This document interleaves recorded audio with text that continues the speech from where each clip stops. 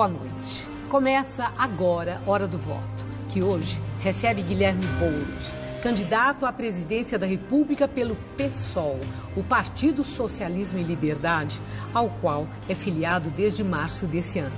Guilherme Boulos é graduado em Filosofia pela USP. É professor, psicanalista, escritor e ativista de destaque na liderança e coordenação do MTST, Movimento dos Trabalhadores Sem Teto. Muito obrigada, Boulos, por estar conosco, aceitar nosso convite. Obrigado, Maria Lídia. Muito obrigado pelo convite. Boa noite a você, a todos os telespectadores, a Denise que está aqui com a gente também. Boa noite.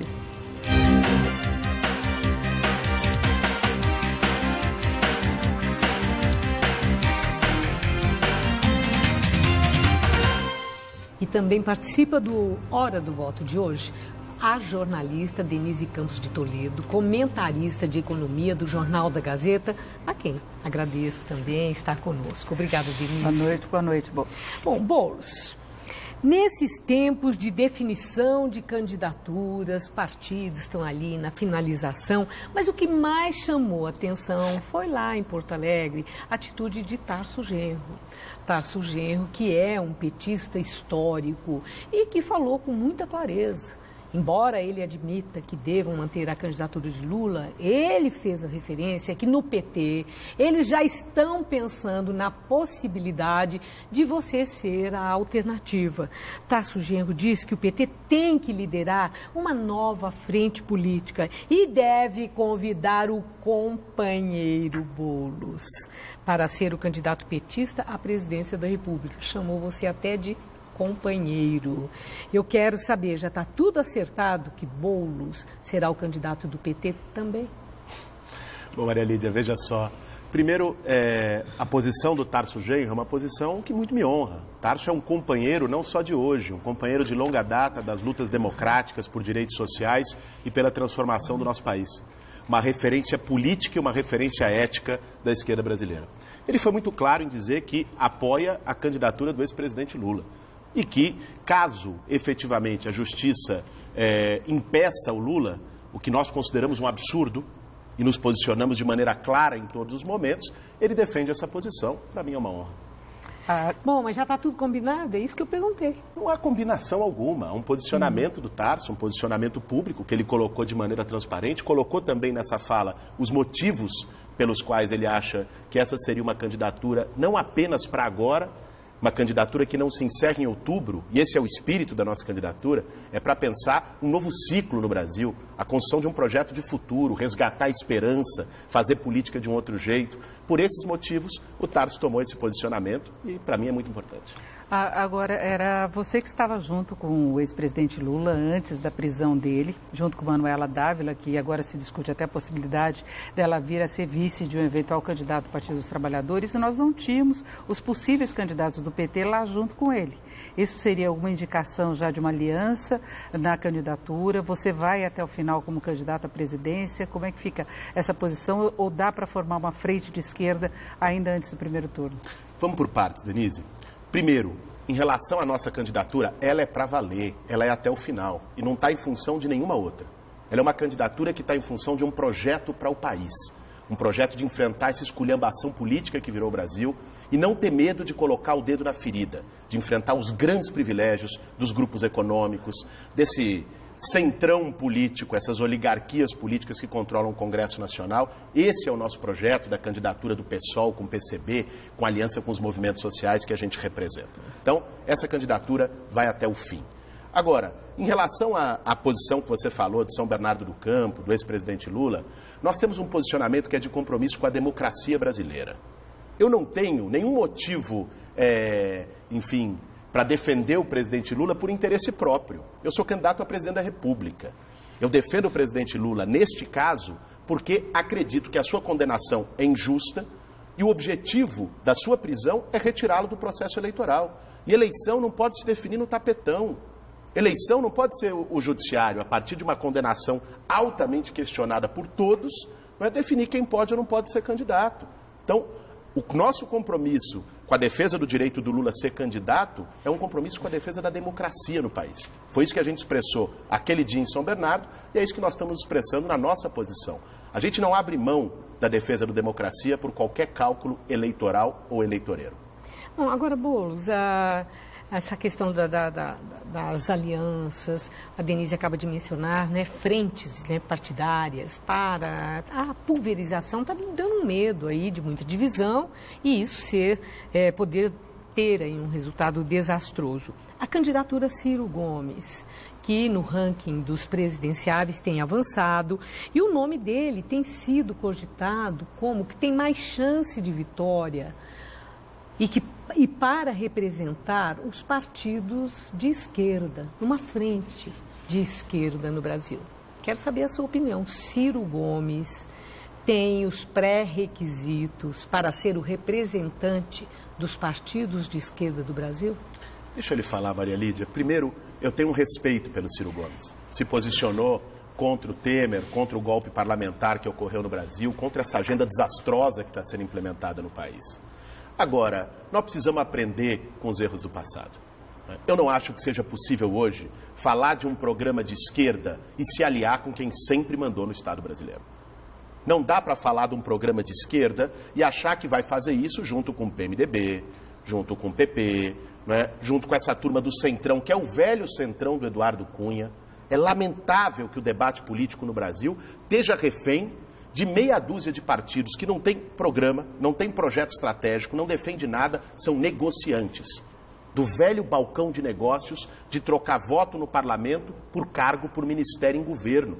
Essa turma representa o que há de pior na política brasileira. É a herança do Eduardo Cunha, é a turma do Cunha, é uma máfia que controla o Estado brasileiro e que chantageia qualquer governo que chegue lá e que não bata de frente com eles.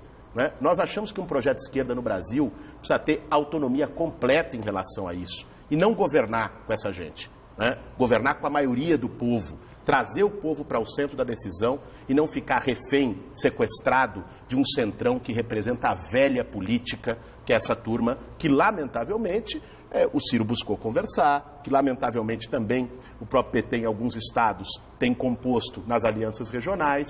Nós achamos que, se a gente quer chegar num caminho diferente, a gente tem que ir por outro jeito. Agora, Boulos, assim, você ficou muito clara, mas em relação a Ciro Gomes, eu observo um cuidado. Você não diz com clareza se ele serve ou não serve para representar a esquerda. Ele, Ciro Gomes, tem os pré-requisitos, porque essa é uma hora de conversação. Essa é uma hora mesmo de tentativa de alianças com objetivos muito claros. Tempo de TV, recursos, né, para esse jogo político eleitoral. Ciro Gomes, com o perfil que tem, com as ações que desenvolve, com aquilo que diz que é seu projeto para ser presidente do Brasil e a maneira como se comporta. Maria Lídia, Ciro Gomes é um homem de esquerda? Deixa eu lhe falar uma coisa. Você perguntou se eu me sentia representado por Ciro Gomes como um projeto de esquerda, né? Se eu me sentisse representado por Ciro Gomes como projeto de esquerda, eu não seria candidato a presidente da República. Eu seria apoiador de Ciro Gomes. Não é o caso. Nós temos nosso próprio projeto. Mas ninguém te representa, então? Bom, Porque olha, a gente deve ter a candidatura do ex-presidente Lula. Se não tiver, vai ter algum outro candidato do Partido dos Trabalhadores. E eu queria acrescentar uma coisa, voltando, Boulos, que eu acho que dá para a gente juntar. Você falou dessa questão do Centrão, mas o ex-presidente Lula governou junto com eles. Né? Inclusive, todas as denúncias que ele está envolvido é exatamente com essa turma, passa por Eduardo Cunha, por todo o esquema que nós tínhamos no Congresso. E nós temos um sistema político no Brasil que é muito complicado. Você falou em governar com o povo. O que faria, então, com o Congresso? Porque medidas mais relevantes têm que passar por esse Congresso, onde o Centrão domina. E aí, como é que fica essa administração? Como levar adiante uma política econômica, por exemplo? Vamos lá, Denise. Primeiro, eu não tenho compromisso com os erros de ninguém. Uma das críticas que nós tivemos aos governos do PT foi precisamente ter governado com essa turma. Já disse isso ao próprio presidente Lula em várias ocasiões e digo isso publicamente por onde passo. Onde tem acerto, e teve acertos nos governos do PT, programas sociais, políticas públicas, investimento social, não é? Nós reconhecemos esse acerto. Onde tem erro, não tem enfrentado o privilégio de banqueiro, não tem enfrentado o velho sistema político no Brasil, a gente aponta os erros. Eu não tenho compromisso com o erro de ninguém. Em relação ao sistema político, dizer o seguinte: este sistema político brasileiro faliu. Faliu. E produziu um abismo entre o poder em Brasília e o Brasil real, o Brasil de verdade. Eu estou andando o país todo, conversando com muita gente. E o que eu mais ouço as pessoas dizerem é: política é tudo igual. não presta, é farinha do mesmo saco, eu não me sinto representado. Vou dizer para vocês, eu compreendo perfeitamente esse sentimento das pessoas. Quem está pensando desse jeito está refletindo, de fato, um sistema político que gira de costas para a sociedade. Um sistema político que representa os grandes interesses econômicos de corporações e não a maioria do povo brasileiro. Democracia não é apenas eleger o presidente da República, eleger o Congresso Nacional e depois senta o presidente e o presidente do Congresso numa mesa e decidem o que vai acontecer no Brasil. Democracia não pode ser apenas apertar um botão a cada 4 anos e depois voltar para casa. Não é um cheque em branco. O que é democracia, então, no seu entender? Eu entendo que a democracia passa, sim, por eleição e participação, e nós devemos defender eleições democráticas no Brasil, inclusive sem golpes, né, que um parlamento depois tire quem foi eleito. Democracia deve ser também aproximar o poder das pessoas. É isso que nós precisamos hoje no Brasil. O que quer dizer isso? A gente tem que definir as coisas não apenas elegendo o representante. A gente tem que poder definir as coisas nos grandes temas nacionais, com plebiscitos, com referendos. Vou dar um exemplo para você, Maria Lídia. O Temer, em 2 anos, aprovou pautas absolutamente antipopulares no Brasil. Uma reforma trabalhista que retira direitos, a emenda constitucional 95, que corta investimento em saúde, educação, moradia por 20 anos no Brasil, a entrega do pré-sal para empresas estrangeiras, e fez isso sem dialogar com a sociedade, com ninguém. Aprovou pelo Congresso mais desmoralizado da história da República. Como é que tem que se fazer? Tem que ter referendo nesses temas. O povo tem que ser chamado a decidir. É isso que nós defendemos e é isso que nós vamos implementar no país. A cada tema desses que você mencionou, você entende então que para se chegar a termo é necessário que antes se faça referendos? Ou seja, seu governo estaria numa sucessão de referendos para saber o que a população quer ou não quer? Nem tudo precisa ir para referendo. Os grandes temas nacionais, esse sim precisa. Veja você, não dá para aprovar uma reforma trabalhista que muda tudo, que arranca direito do trabalhador, que autoriza a mulher grávida a trabalhar em local insalubre, sem discutir com ninguém, com uma bancada de empresário, de deputado, que teve sua campanha paga por grande empresário, ir lá e aprovar isso. Vamos falar aqui o português claro, para quem está nos assistindo. Como é que funciona o sistema político brasileiro hoje? É o seguinte, grande empresário, empreiteiro, banqueiro, paga a campanha eleitoral. Aí depois vai lá, quem se elege vai atender o interesse de quem pagou e não de quem votou. Aí se formam máfias no Congresso. A bancada do boi é a turma que quem pagou a conta deles foi o agronegócio. A bancada da bala, quem pagou a conta deles foi a indústria de arma. A bancada do cimento, quem pagou a conta deles foi a empreiteira. E se formam grupos econômicos que tomam conta do Estado brasileiro. Aí elege um presidente da República e ele fica refém do Congresso Nacional. Numa articulação, muitas vezes o presidente se elege até por esses mesmos meios. E troca cargo por voto, fica aquele toma lá da cá que o brasileiro não aguenta mais. Qual é o caminho para nós? Você falou de plebiscitos, referendos, como sendo algo permanente. Como, por exemplo, na Suíça, como, por exemplo, na Austrália, como, por exemplo, em várias democracias amadurecidas do mundo, em que se chama a sociedade. Qual é o medo de ouvir as pessoas? Qual é o medo das pessoas decidirem? As elites políticas no Brasil sofrem de um mal chamado povofobia. Tem medo do povo. Tem medo que as pessoas se posicionem. Nós não temos. Nós precisamos aprofundar a democracia brasileira. É com plebiscito, é com referendo, mas é também de outra forma, Denise, se me permite mencionar isso, que é com participação digital. Olha bem, olha como é que é hoje. Você pode falar com um aplicativo no seu celular, você pede comida no restaurante, você avalia, você pede táxi e você não consegue falar com o poder público, você não consegue avaliar, se posicionar. Nós temos que proporcionar no Brasil uma democracia 5.0, com participação direta, com ferramentas digitais, como já ocorre em várias partes do mundo, e com mobilização da sociedade. É assim que a gente vai acabar com o poder do centrão fisiológico. Agora, Boulos, pegando uma questão específica, por exemplo, de reforma da Previdência, que é um problema em todo mundo, a gente tem que reconhecer isso. Aquela velha ladainha da expectativa de vida, de as pessoas viverem muito mais tempo, e aqui no Brasil as pessoas se aposentam cedo. Independentemente de ter começado a trabalhar cedo, todo mundo fica louco para poder se aposentar com 50, 52 anos. E temos uma fórmula que permite isso. Né? Mas ele faz parte da regra do jogo. Todo mundo que podia aproveitou isso. Você convenceria a sociedade da necessidade de fazer uma reforma para as pessoas trabalharem mais tempo, contribuírem mais tempo, irem num plebiscito, porque essa é uma questão que mexe com direitos dos trabalhadores em geral.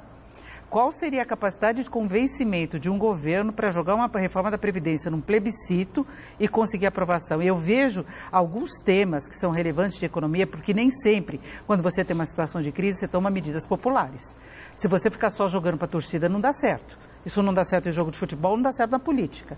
Agora, como é que você teria essa capacidade? Tudo seria campanha, tudo levaria um tempo todo enorme para você discutir com a sociedade. Eu vejo uma coisa prática impossível de ser executada. Denise, veja bem, primeiro você falou... E você falou democracia amadurecida, que não é o nosso caso. Vamos dizer, é o que precisa virar a ser, né? Pois é. Não é o nosso caso exatamente porque quem manda é meia dúzia financiado lá por grandes monopólios, por grandes empresas que controlam o sistema político numa relação promíscua entre parlamento e executivo. O Brasil é muito maior que a Praça dos Três Poderes e é isso que nós precisamos mostrar para a sociedade e construir junto com a sociedade. Agora, você citou a reforma da Previdência. Eu não convenceria a sociedade a isso porque eu sou contra. Esta reforma da Previdência que o Temer tentou fazer, ela é antipopular, é uma covardia e um descalabro. Eu não estou falando necessariamente essa, eu estou falando uma reforma da Previdência. Uma reforma da Previdência que retire direitos, evidentemente a sociedade tem que ser consultada e tem que se posicionar contra mesmo. As pessoas não podem perder direitos, não.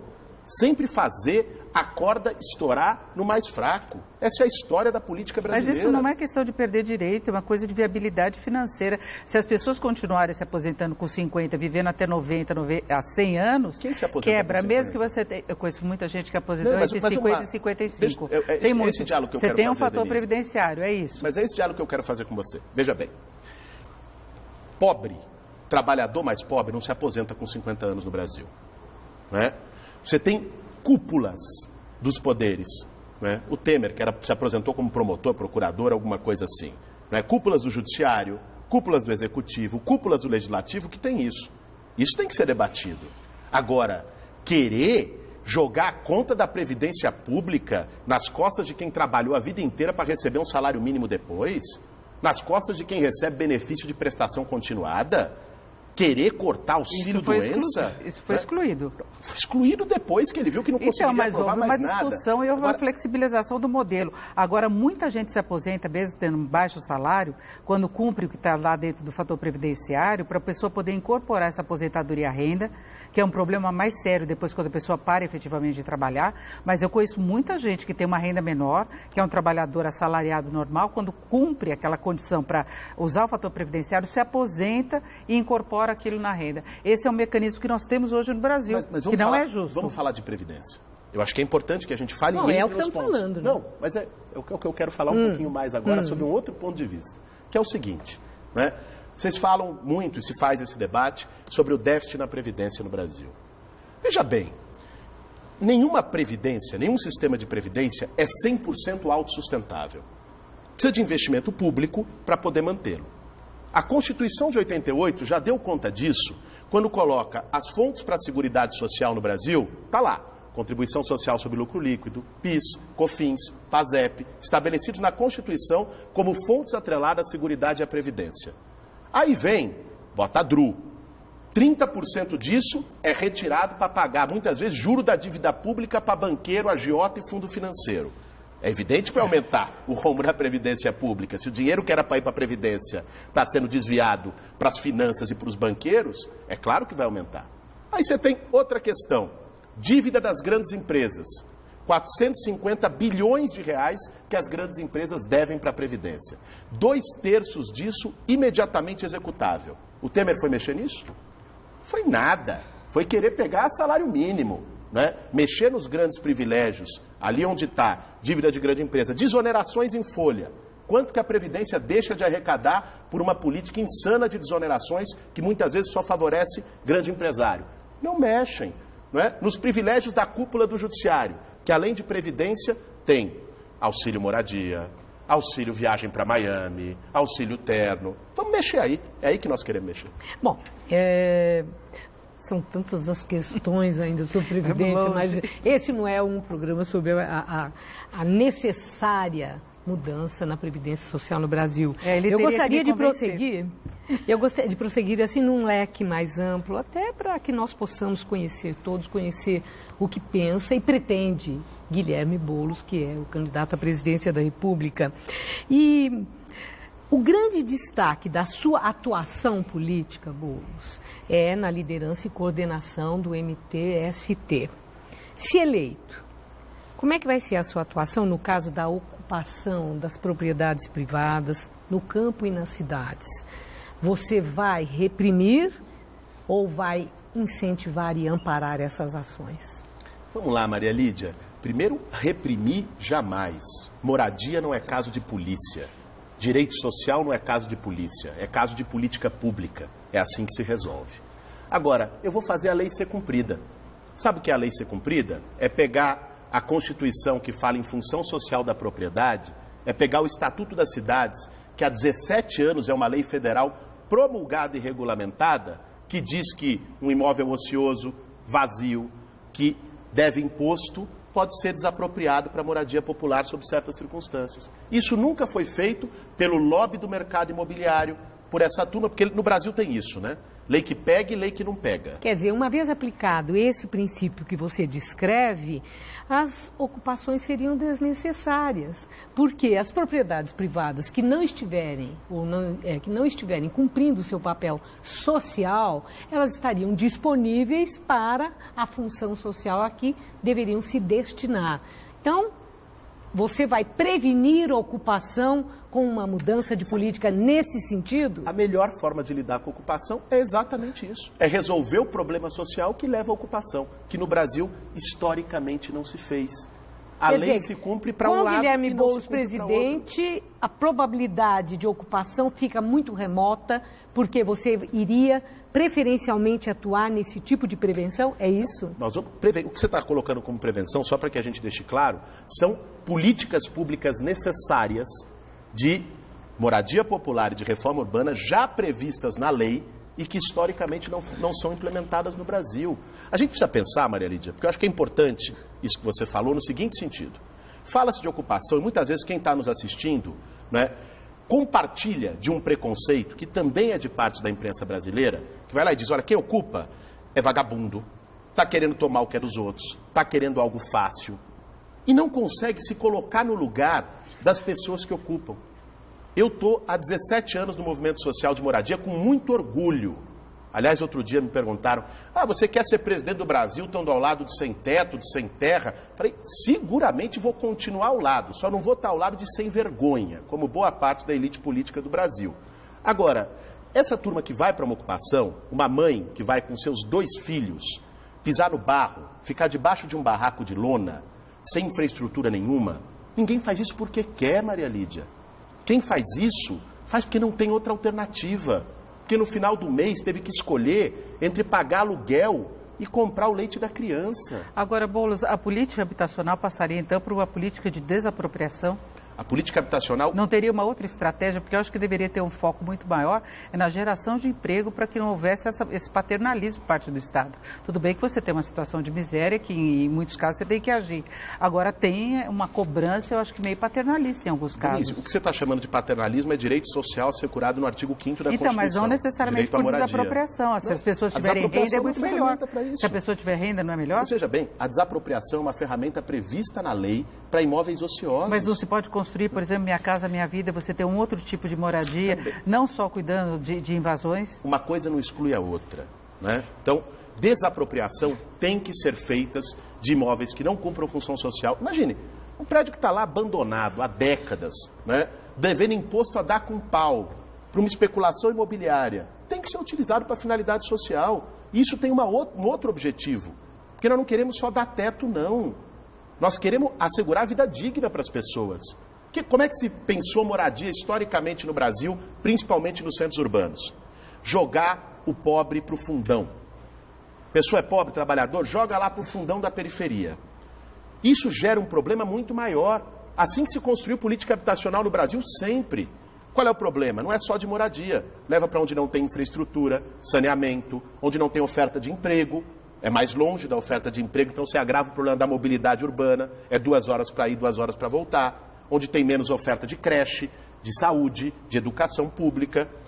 Nós queremos desapropriar os imóveis ociosos nas regiões centrais, inclusive, para destinar para moradia popular. Trabalhador e pobre pode e deve morar no centro, Agora, Boulos, sim. você tem uma admiração muito grande pelo ex-presidente Lula. Ele governou o país 2 vezes, depois Dilma Rousseff prosseguiu. E não conseguiram resolver o problema habitacional. Então, você acha que mesmo pelos governos deles, houve um erro em relação à gestão de política habitacional? Primeiro te dizer o social. seguinte, tenho respeito e admiração pelo ex-presidente Lula e tenho diferenças políticas com o ex-presidente Lula. É possível fazer política desse jeito. Nem toda diferença vira antagonismo ou ódio. Aliás, nós temos que colocar isso cada vez mais em tempos de tanta intolerância na política brasileira. Agora, tenho diferenças com a política habitacional que foi adotada. Posso te falar dos méritos e dos problemas do Minha Casa Minha Vida. Mérito foi um programa que, depois de 30 anos... quando acabou o BNH nos anos 80, fez uma política nacional de habitação com subsídio para quem mais precisa. Problemas, não reverteu essa lógica de jogar os mais pobres para as periferias e foi concentrado em investimento de empreiteira, do setor privado, e não pensou por isso tanto em qualidade e localização dos imóveis. Para nós isso é um foco. Aliás, nós já fizemos isso sem estar no poder público. O MTST, pelo Minha Casa Minha Vida Entidades, Maria Lídia, fui ajudar a inaugurar esses dias em Santo André, 910 apartamentos, construídos pelo movimento em gestão direta, com 16 andares, varanda, 2 elevadores, com 56 metros quadrados, com o mesmo dinheiro que as empreiteiras fazem 39 metros quadrados. Nós conseguimos fazer diferente, com participação popular, com o povo decidindo junto o projeto e a localização. Fizemos isso sem estar no governo. Estando no governo, vamos fazer ainda mais. Bom, agora uma outra questão que chamou a atenção foi a reação do presidente do seu partido, o PSOL. O candidato Guilherme Boulos não foi convidado para uma reunião com o comandante do Exército, Vilas Boas, o general Vilas Boas. E lá no PSOL houve aí uma reação no sentido de que, e se tivesse sido convidado, não aceitaria. Eu gostaria, isso o presidente do PSOL foi quem falou. Bom, eu quero saber que indicador é esse, como é que a gente deve interpretar essa coisa. Se eleito presidente da República, Guilherme Boulos, não manteria uma relação cordial com as Forças Armadas? Vamos lá, Maria Lídia. Primeiro, o general Vilas Boas resolveu convidar os candidatos a presidente da República, que estava fazendo ali o seu périplo, aliás, de maneira inédita. Não aconteceu em nenhuma outra eleição no Brasil de candidato a presidente ser sabatinado por chefe do Exército. Isso é descabido numa democracia. Eu não vou bater continência para ninguém. Numa democracia, né, militar tem que servir ao poder civil. Tem que servir à segurança nacional e ao poder civil. Não tem que sabatinar quem é candidato a presidente da República ou quem será presidente da República. Né? Foi sabatina ou foi uma aproximação cordial? Bom, isso eu não posso dizer porque não fui. Você está dizendo que iria, foi sabatina. Bom, assim eles apresentaram porque ninguém saiu falando fui sabatinado. Bom, eu já não sei o que as pessoas disseram, o que não disseram. Agora, a questão é no mínimo estranho. Me dê um exemplo em qualquer outra democracia mundial que um chefe do poder militar, a não ser uma ditadura militar, que um chefe de um poder militar vai lá sabatinar candidato a presidente da República. Isso é inaceitável. Repito, nós não vamos bater continência para ninguém. Bom, eu já fui avisada que nesse primeiro bloco nosso tempo terminou, vamos a um pequeno intervalo, Denise. E eu vi que você também, em relação ainda à relação com militares, etc., essa questão do serviço militar, você diz que vai acabar com o serviço militar obrigatório no Brasil. Então eu deixo essa questão. Se isso é uma resposta também a essa iniciativa do comandante do Exército, você ficou ressentido e está dando uma resposta, ou é um projeto, mas eu quero a resposta daqui a pouquinho, logo após o pequeno intervalo que faremos agora. Voltamos em instantes. Estamos de volta com Hora do Voto, que hoje recebe Guilherme Boulos, candidato à presidência da República pelo PSOL. Bom, eu havia deixado uma questão, se Guilherme Boulos disse que, se for eleito presidente da República, vai acabar com o serviço militar obrigatório. E a minha indagação é se isso é uma ideia sua que já vem há tempos ou foi uma reação ao fato do comandante do Exército do Brasil não tê-lo convidado para uma interlocução, como ele já fez com os demais presidenciáveis. Elidio, primeiro, a história dele não ter me convidado é um factoide. Ele está convidando ainda as pessoas. Nós só dissemos, diante de uma polêmica que se gerou por outros candidatos de esquerda terem ido, que nós não iríamos, porque nós não achamos que isso cabe numa democracia. Em relação à questão do serviço militar obrigatório, essa é uma posição que nós estamos defendendo desde o início do ano, discutindo nos nossos grupos de trabalho de programa, que nós não achamos que a melhor maneira de se construir uma carreira militar seja o serviço militar obrigatório para a juventude. As pessoas que queiram prestar serviço militar, evidentemente, têm que ter a oportunidade de fazê-lo e tem que se construir uma carreira militar para que isso seja viabilizado. Agora, isso não pode ser por imposição, por obrigação. Entendemos isso como uma herança autoritária, de um Estado autoritário, de um Estado em que os militares têm um papel de decisão política. Por isso, nós pretendemos reverter isso. Boulos, vamos falar então de economia. Nós já falávamos há pouco da reforma da Previdência, você simplificou bastante uma saída que se poderia ter, mas a defesa da reforma da Previdência está num contexto maior de ajuste das contas públicas. Nós temos um déficit brutal. Houve já a aprovação de algumas medidas pelo Congresso que impõem, por exemplo, o limite de teto dos gastos, tem a regra de ouro, a questão do endividamento, você até questionou as dívidas que se paga, mas qualquer governo ele tem que captar recursos do mercado, ele acaba se endividando para bancar investimentos, por exemplo, e o Brasil está com cobertor curto. A gente vê problemas no nível dos estados, de municípios, governo federal. Como se daria um ajuste ou você acha que isso não é necessário? Vamos lá, Denise. Primeiro, é uma mentira que querem nos colocar todos os dias de que o Brasil é um país pobre, de que o Brasil é um país falido. Não é. Dizer que o problema do Brasil é dinheiro não é falta de dinheiro. Veja você, o problema é que nós temos uma das sociedades mais desiguais do mundo e o dinheiro está mal distribuído e não chega onde tem que chegar. Veja, de onde nós vamos tirar dinheiro para fazer uma política pública no Brasil? Poderia te citar aqui pelo menos 2 caminhos essenciais. Primeiro, nós precisamos fazer uma reforma tributária progressiva no país. Já deu o tempo. Veja bem, é inadmissível que quem tem mais, o 1% que está no andar de cima, não pague nada para sustentar o Estado brasileiro. O Estado brasileiro é o Robin Hood ao contrário. O Robin Hood tirava do rico para dar para o pobre.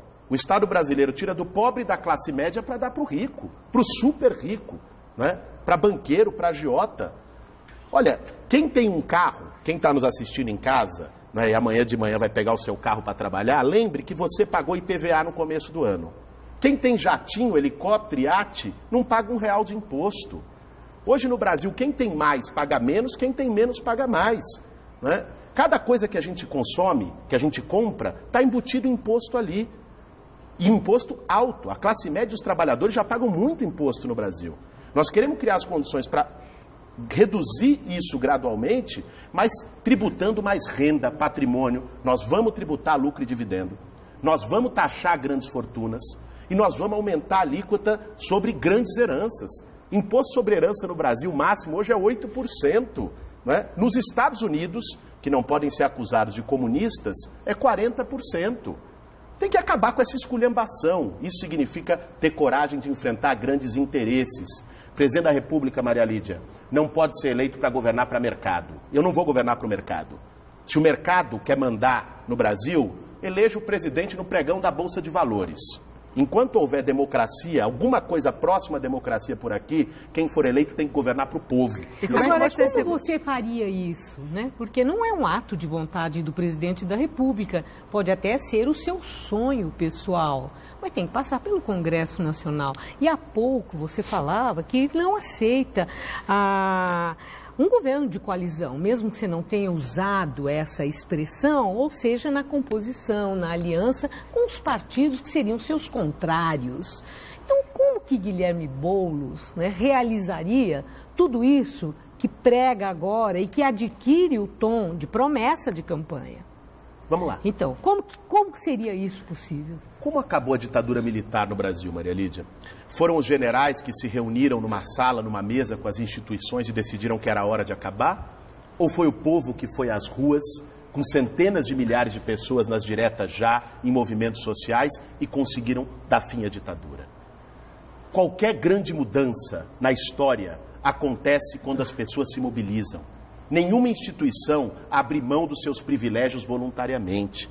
Para mudar a política brasileira como precisa ser mudada, a gente conta, sim, com uma renovação no Congresso Nacional, e o PSOL está apresentando, junto com o PCB, né, nomes expressivos para fazer essa renovação.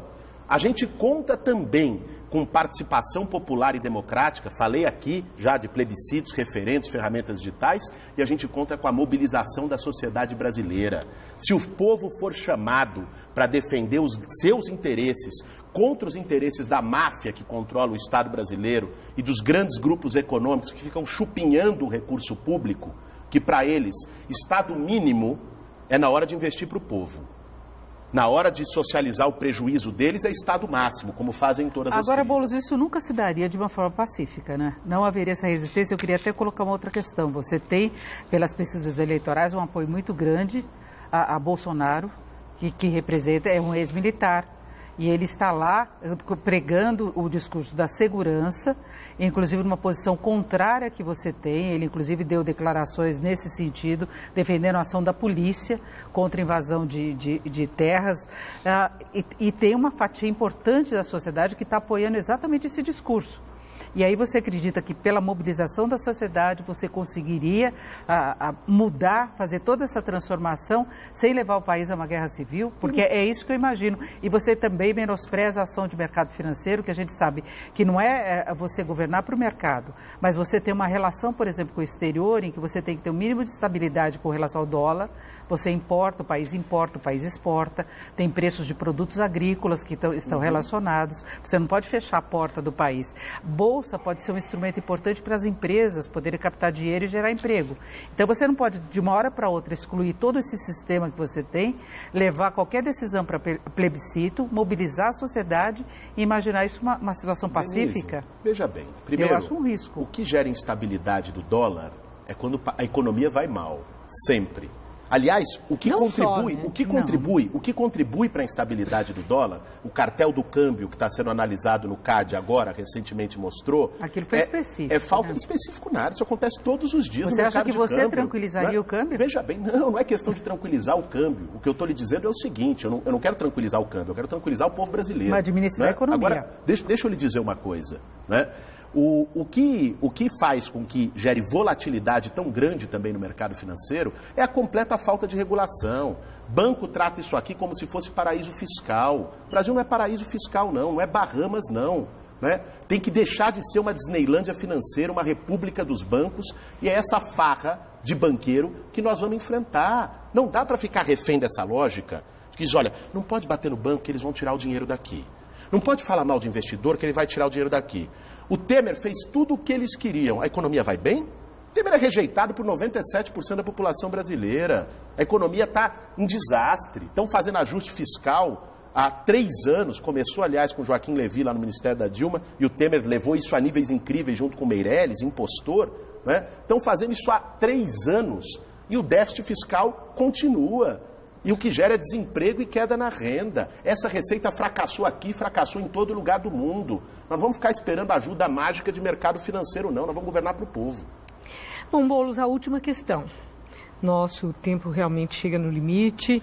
É o seguinte, você fala com muita convicção sobre as suas ideias, seus projetos, o seu sonho para o país. Você vê aí a falência em muitos setores e deixou também muito claro que a sua falta de disposição para uma abertura com os seus contrários, com tudo aquilo que você rejeita.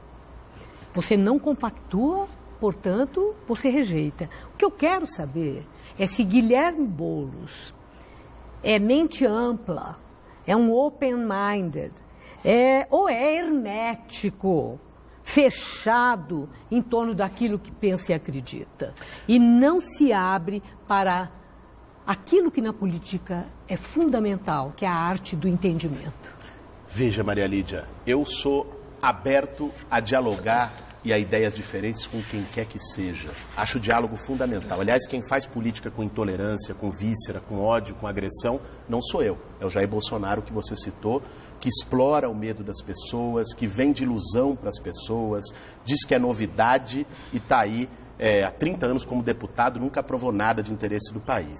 Agora, eu tenho disposição de diálogo com todos. Já sentei com muita gente, como coordenador do MTST, com governos, com gente que eu concordo, com gente que eu discordo.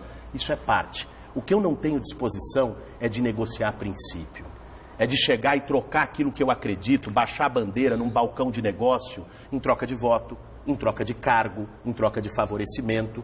E é essa esculhambação e essa falta, muitas vezes, de princípio e de ética que gerou descrença na política brasileira. Se a gente quer mudar, nós temos que recuperar a esperança das pessoas.